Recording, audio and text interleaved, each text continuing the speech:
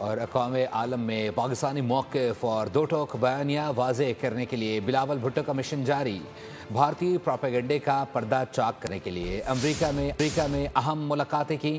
بلاول بھٹو نے مقبوضہ وادی میں بھارتی مظالم کی حقیقت بیان کی، ساتھ جنوبی ایشیا میں پائیدار امن کے لیے امریکہ سے کردار ادا کرنے پر بھی زور دیا۔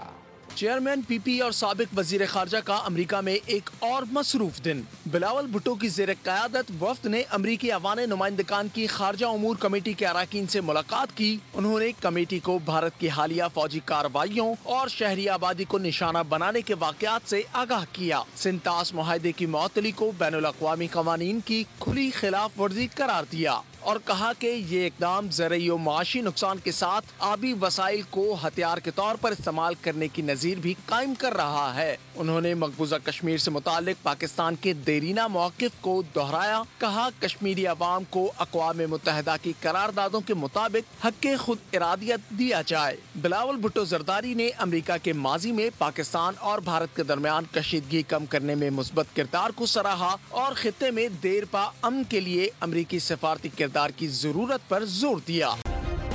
سبسکرائب کریں اور بیل دبائیں تاکہ کوئی خبر رہ نہ جائے۔